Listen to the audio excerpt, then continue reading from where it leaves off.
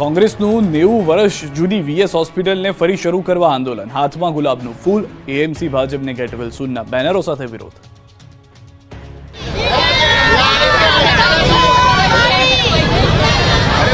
અનોખા વિરોધનું કારણ 90 વર્ષ જૂની વીએસ હોસ્પિટલને બચાવવી. અમદાવાદની સૌથી જૂની સરકારી હોસ્પિટલ એવી વાડીલાલ સારાભાઈ વીએસ હોસ્પિટલને ફરીથી શરૂ કરવાને લઈને વિપક્ષ કોંગ્રેસ દ્વારા આજે ટાઉન હોલ બહાર આંદોલન કરવામાં આવ્યું. એલિસ બ્રિજ પાસે આવેલા ટાઉન હોલ બહાર મોહબ્બત કી દુકાનના નામે આંદોલન કર્યું. કોંગ્રેસના નેતાઓ અને કાર્યકર્તાઓએ ગુલાબના ફૂલ અને પ્લેકાર્ડ સાથે ગેટ વેલ સૂન તેમજ સેવ વીએસ હોસ્પિટલના બેનર સાથે હોસ્પિટલનું નવીનીકરણ કરી સુપર સ્પેશિયાલિટીની સગવડ સાથે શરૂ કરવા માંગ કરી. મ્યુનિસિપલ કોર્પોરેશન દ્વારા સંચાલિત હોસ્પિટલ રિનોવેશનના નામે બંધ કરી દેવામાં આવી હતી અને નવી એસવીપી હોસ્પિટલ શરૂ કરવામાં આવી છે. છેલ્લા 4 વર્ષથી હોસ્પિટલ રિનોવેશન પાછળ કરોડો રૂપિયાનું બજેટ ફાળવવા છતાં પણ ભાજપના સત્તાધીશો કે કોર્પોરેશન તંત્ર દ્વારા રિનોવેશન કરાવવામાં આવ્યું નથી. વિરોધમાં એએમસીના વિપક્ષના નેતા શહજાદ ખાન પઠાણ, કોંગ્રેસના ધારાસભ્ય ઇમરાન ખેડાવાલા અને શૈલેષ પરમાર તેમજ શહેર પ્રમુખ હિંમતસિંહ પટેલ સહિત કોંગ્રેસના નેતાઓ અને કાર્યકર્તાઓએ જોડાયા હતા. બનાસકાંઠા અને બોટાદમાં કેનાલ બની છે કઠણાઈની કેનાલ. તંત્રના પાપે ખેતરોમાં તબાહીના દ્રશ્યો છે બનાસકાંઠાના. અહીંની નર્મદાની કેનાલ ખેડૂતો માટે આશીર્વાદરૂપ થવાને બદલે અભિશાપરૂપ થઈ રહી છે. બનાસકાંઠાના સરહદીય વિસ્તારોના કેનાલમાં ગાબડા પડવાનો સિલસિલો યથાવત છે. આ વખતે વાવની જોરડિયાળી માઇનોર કેનાલમાં મસમોટું ગાબડું પડ્યું. ગાબડું પડતાની સાથે જ ખેડૂતે વાવેતર કરેલો જીરાના પાક તબાહ થઈ ગયો. ખેતરો પાણીથી લથબથ થઈ ગયા. ખેડૂતોની મહેનત પર પાણી ફરી વળતા રોષ ફેલાયો. આવી સ્થિતિ છે બોટાદની. બરવાળાના કાપડીયાળી ગામ પાસે કેનાલમાં ભ્રષ્ટાચારનું ગાબડું પડ્યું. નાવડા વલભીપુર બ્રાન્ચ કેનાલમાં ગાબડું પડતા લાખો લીટર પાણીનો વેડફાટ થયો. કાપડીયાળી ઢાઢોદર ગામ વચ્ચે કેનાલમાં 10 ફૂટથી મોટું ગાબડું પડતા ખેતરોમાં પાકનો સત્યાનાશ થઈ ગયો. જૂનાગઢમાં મહંતની ગાદીનો વિવાદ તાજો છે. ત્યાં નવો ફણગો ફૂટ્યો છે. જૂનાગઢમાં આવેલા સત્તાધારની જગ્યાના મહંત સામે તેના સગા મોટા ભાઈએ ગંભીર આક્ષેપ લગાવ્યા. આપાગીગાની જગ્યાના વર્તમાન મહંત વિજય બાપુ સામે તેમના સગા મોટા ભાઈએ ગંભીર આક્ષેપ કર્યા છે.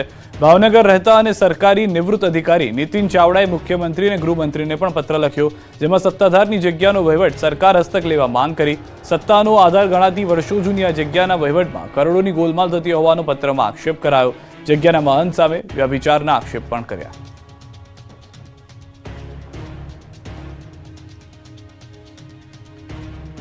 જાણીતા સંગીતકાર પુરુષોત્તમ ઉપાધ્યાયનું નિધન થયું છે. 90 વર્ષની વયે મુંબઈમાં લીધા છે તેઓએ અંતિમ શ્વાસ.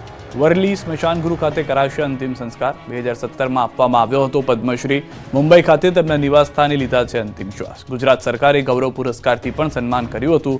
સંગીતની દુનિયામાં શોકની લાગણી જોવા મળી રહી છે. આપણે જણાવી દઈએ કે પુરુષોત્તમ ઉપાધ્યાયે 20 ફિલ્મો અને 30થી વધુ નાટકોમાં સંગીત આપ્યું હતું. આ મહાન કલાકારે બેગમ અખ્તર, લતા મંગેશકર, મોહમ્મદ રફી, મુકેશ જેવા દિગ્ગજ ગાયકો સાથે તેમણે પોતાએ સ્વરાંકન કરેલા ગુજરાતી ગીતો ગવડાવ્યા હતા. તાજેતરમાં પુરુષોત્તમ ઉપાધ્યાયને સંગીત નાટ્ય અકાદમીએ રાષ્ટ્રીય કક્ષાનો એવોર્ડ આપવાની જાહેરાત કરી હતી. મહાન કલાકારની વિદાયથી પરિવારજનો અને સાહિત્ય સંગીતની દુનિયામાં સુનકાર વ્યાપ્યો છે.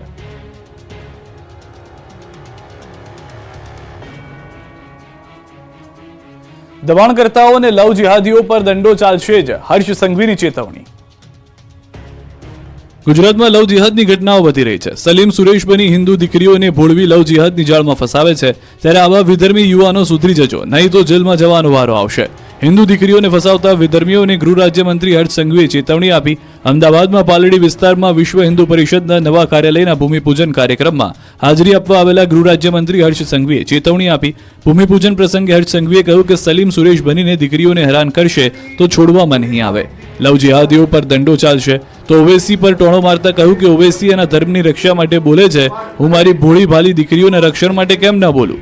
આ સમયે હર્ષ સંઘવીએ દબાણ કરનારાઓને પણ ચેતવણી આપી. કહ્યું કે ગેરકાયદે દબાણ કરનારા પર બુલડોઝર ફરશે જ. કચ્છમાં 2000 એકરના દબાણો તોડાયા. આ તકે ગૌ હત્યા કરનારાઓની પણ સંઘવી ઝાટકણી કાઢતા કહ્યું હતું કે ગૌ હત્યારાઓને સજા આપવામાં ગુજરાત અગ્રેસર. 1 વર્ષમાં 16 ગૌ હત્યારાઓને સજા આપવામાં આવી છે. તો મંદિરમાં ચોરી કરનારાઓને પણ સુધરી જવાની ચેતવણી આપી છે. 1 વર્ષમાં 94% મંદિર ચોરીના કેસ ઉકેલાયા.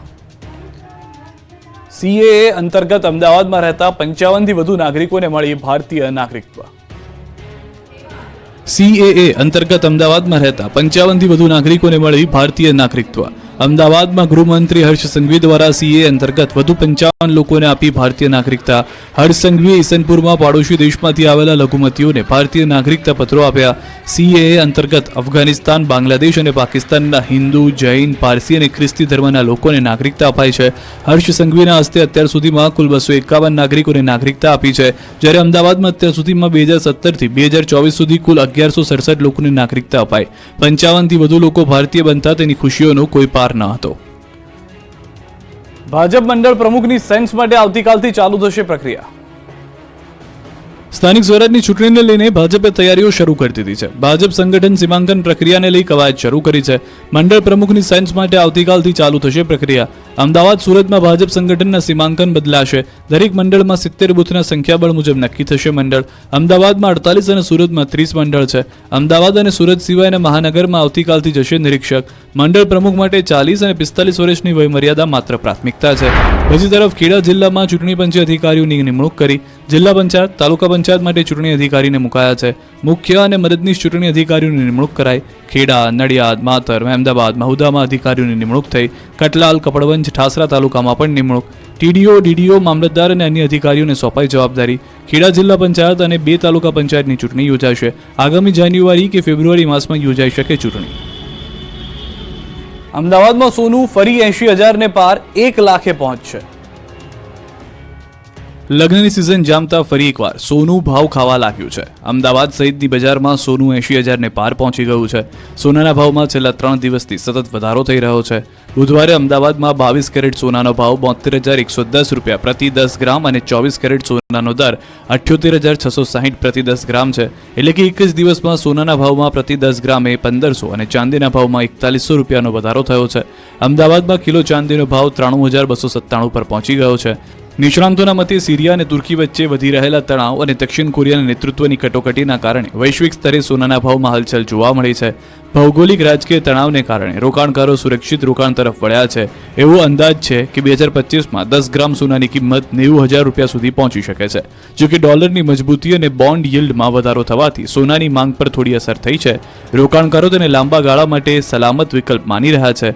સોનામાં સારા વળતરની અપેક્ષાને કારણે તે એક આકર્ષક રોકાણ વિકલ્પ બની રહ્યો છે.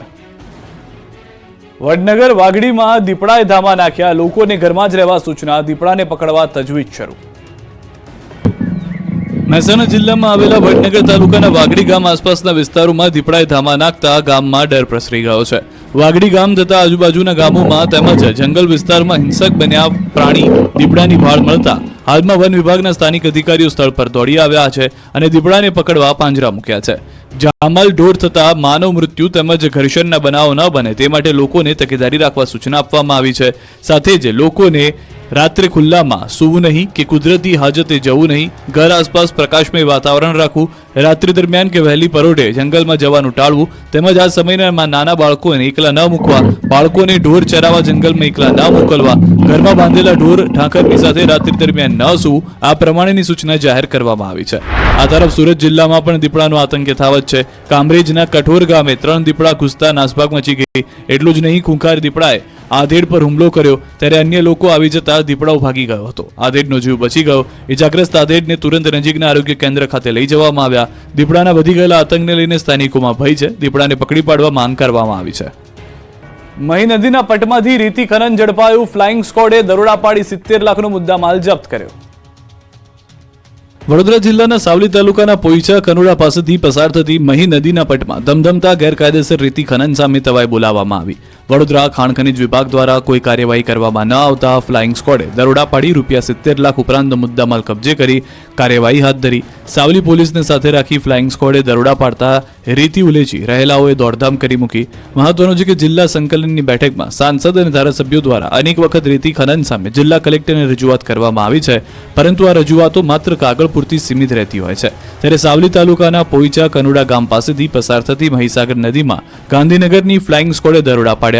રેડ દરમિયાન 2 ટ્રેક્ટર, 1 હિટાચી મશીન, 1 જેસીબી, 1 રેતી ભરેલું ડમ્પર અને 3 નાવડીઓ, રેતી ભરેલા ડમ્પરો મળી કુલ ₹70 લાખનો મુદ્દામાલ કબજે કરવામાં આવ્યો છે. જોકે ફ્લાઇંગ સ્કોડે દરોડા પાડતા જ રેતી ઉલેચી રહેલા મજૂરો અને વાહનોના ચાલકો સ્થળ ઉપર વાહનો મૂકી ફરાર થઈ ગયા.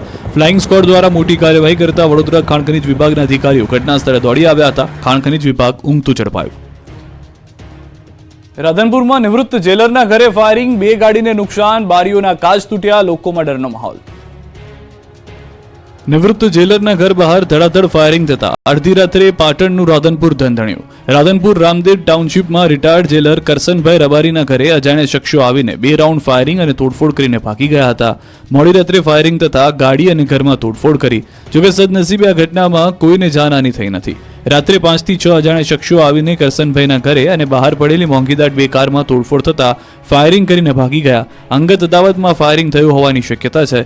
સમગ્ર ઘટનાથી સોસાયટીમાં ભયનો માહોલ છવાયો છે. આ અંગે રિટાયર્ડ જેલર કે.એલ. રબારી દ્વારા રાધનપુર પોલીસને ફરિયાદ કરતા પોલીસે તપાસની કાર્યવાહી હાથ ધરી છે. વાપીથી ચોરીની ગજબ ટોળકી પકડાય, માત્ર મોંઘા સ્માર્ટફોન જ ચોરતા. વાપી અને આસપાસના વિસ્તારમાં રાહદારીઓ પાસેથી મોબાઈલ ઝૂંટવી અને ફરાર થઈ જતી એક ગેંગના 2 સાગરીતો આખરે પોલીસ પાંજરે પુરાયા. વાપી જીઆઈડીસી પોલીસે મોહમ્મદ હનીફ ઉર્ફે ઇસ્લામ અંસારી અને આનંદ ઉર્ફે ગુડ્ડુ અશોક પટેલ નામના 2 આરોપીની ધરપકડ કરી. આરોપીઓ વાપીના કરવડ અને લવાછાના રહેવાસી છે, જેઓ છેલ્લા કેટલાક સમયથી વાપી અને સેલવાસ સહિત આસપાસના વિસ્તારમાં રસ્તે ચાલતા રાહદારીઓ પાસેથી મોંઘા સ્માર્ટફોન છીનવી અને ફરાર થઈ જતા હતા. આરોપીઓ સ્પીડ મોટરસાયકલ પર ધૂમ સ્ટાઇલમાં મોબાઈલ ઝૂંટવી અને ફરાર થઈ જતા હતા. શહેરમાં મોબાઈલ ચોરીની ફરિયાદ વધતા પોલીસે આ ગેંગને ઝડપવા પ્રયાસ હાથ ધર્યો છે, જેના ભાગરૂપે આ બંને આરોપીઓ પોલીસના હાથે ઝડપાઈ ગયા છે. અંકલેશ્વરના બાકરોલ નજીક અકસ્માતમાં 2 લોકોનું મોત થયું છે. મારુતિ વાન ઝાડ સાથે અથડાતા અકસ્માત થયો છે. સ્ટીયરિંગ પરથી કાબુ ગુમાવતા થયો છે અકસ્માત.